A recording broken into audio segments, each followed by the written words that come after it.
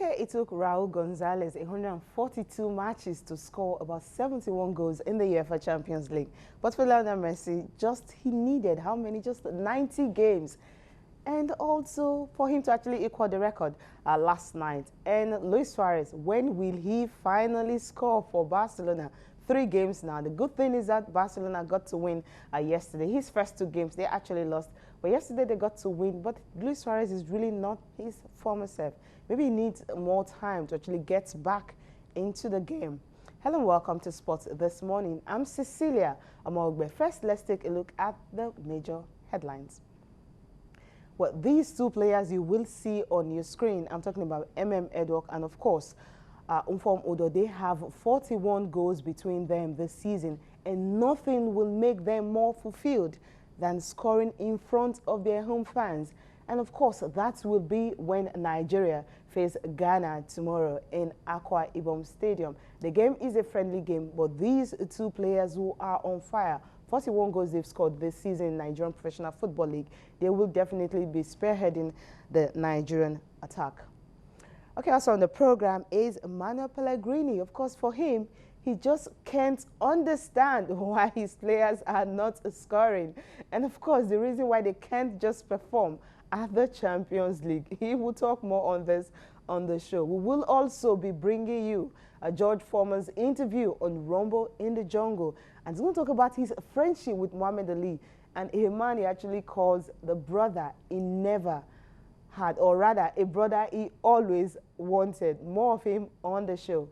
But Tayo Salam will be joining me for these and more. That will be after this report on Eco Football Premier Skills, which focuses on young girls who wants to be educated and also at the same time play professional football. Is that really possible? Lagos State and of course British Council is actually doing something like that will be possible for the girl child to go to school and also play football.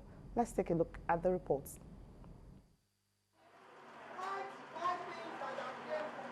Even though they are dressed to play football, these aspiring female footballers will not be allowed to kick a ball until they go through some education.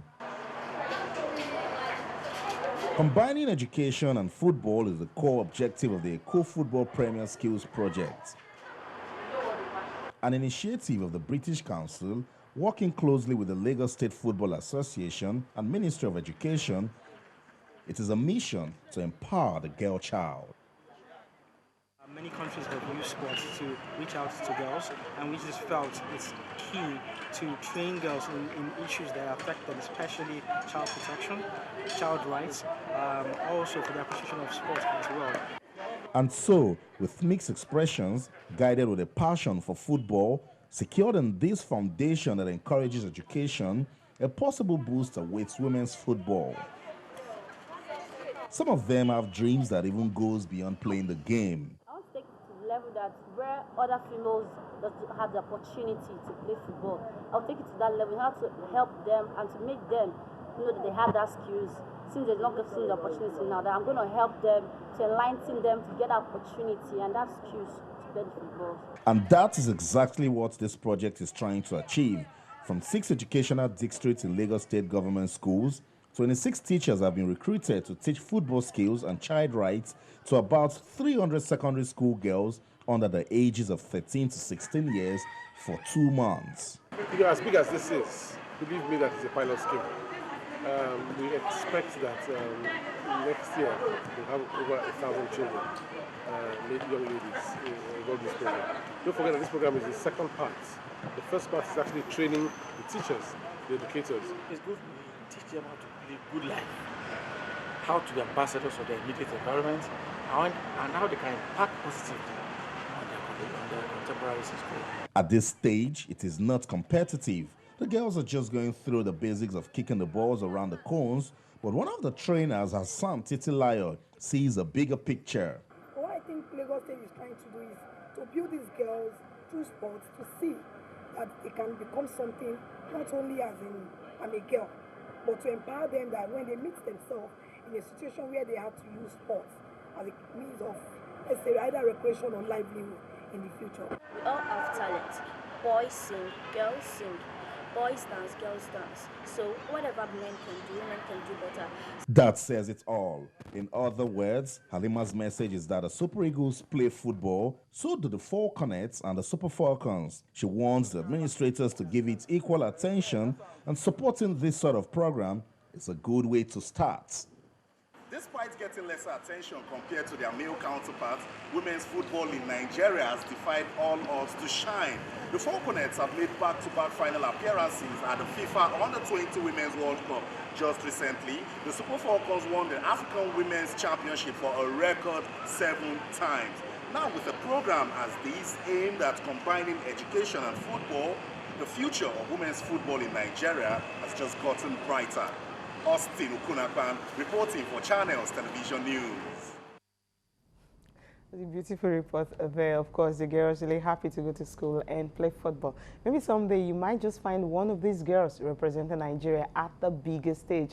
And of course, maybe acting like Courtney Dike, who just refused to take up, well, her bonus money, saying playing for Nigeria is enough for her.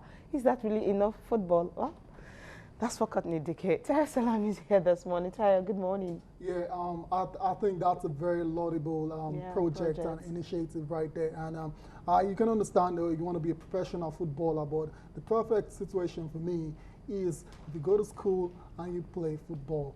If you're able to achieve that, then I don't think you have any problem post your sporting career, and you can have something to fall back on. So that's a very good one. I really like it. And I hope, like I said, very soon we get to see one of these beautiful girls in action for the country. Yeah, and really another thing is when you get to go to school and get to play football, your parents won't really be so adamant letting you want to do it, because some of these girls who really want to go into professional football will really drop out of school, because we have a system in education whereby it doesn't really give you the time to go to school, and of course also, you know, play, you know, go into sport professionally. We know in our university days and all that, if you want to go into sport, forget it. You're going to lose some marks, of course. You're going to miss classes and all that. When you're supposed to be having exams, you're somewhere in some championship. So sometimes it just doesn't go well. But I think what Lagos State is doing, starting from secondary school, maybe they can also take it down to university level. At the end of the day, you can, you know, be a professional footballer and also at the same time go to school. Yeah, absolutely. I agree with what you just said now. You're spot on. In the sense that the structure is not really there. It doesn't really support you going to school and combining it with professional sports. And we have very few examples of people that have done that. Vincent Ayama really comes to mind, and Shea Jan as well. Those guys actually read out to the very top, and they're actually successful professional footballers as well. So yeah, like I said earlier, it's a very good initiative, and if we can sustain it, then the better it will be for the future of Nigerian girls and boys as well, not for the girls alone. Yeah, definitely. They can just sustain it. I believe Lagos State can do that. They're in partnership with the British Council, which is really a very, very good one. Okay, now talking about sports in details, that's the National Sports Commission have actually come up to talk about the reason why the Sport Festival will now hold next year in April, simply because, not because the facilities are not really ready, but they're not really ready because according to the Deputy Governor of Cross River State, they said that the weather conditions didn't really allow them to make the facilities ready on time. It's also started November 23rd, 23rd of this month. Right now it's going to be next year. And of course, the National Sports Commission Director General Agbenga Alegbile come up to say that it's not just about the facilities, it's not just about the fact that they're going to have some political campaigns in the states, but the reason is because most of the states that will be participating, 36 states, they've not even registered their athletes. Now, this is what he had to say. I cannot say the festival was postponed mainly because the whole state was not ready with the facilities. We all, the state as well as the National Sports Commission, were not ready. Most of the states had not registered their athletes by numbers, where the National Sports Commission was also not ready following the number of programs they were engaged in this year. So that's really another one. And of course, the zonal qualifiers for the teams have not been done yet. Well, I think none of them were even ready. They said they had a whole lot of programs for them. They said that's the reason it wasn't, they could not just do it. But I think National Sports Festival, it's every 2 years. You know, I remember when Cross River State actually came to Lagos you know, we spoke to the executive members of the LOC and MOC and all that, and they said there's no way they will not be ready. They already have the facilities on ground. All they need is just renovations. And now 2 years after, they're not ready. Incredible. Just Incredible reason right there. And you wonder why.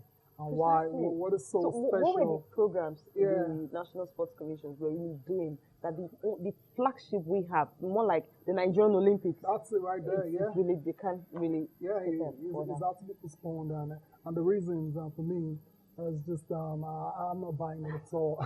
I'm not buying it one bit at all. I think, what is there to say, really? Like, what's so special about getting ready, having a whole 2 years to prepare for a national sports festival? I don't really understand that at all. But then there's nothing can be done about it right now. It's been postponed. I would just hope there's enough time for all of them to actually now get ready. They have 2 years. They couldn't make it.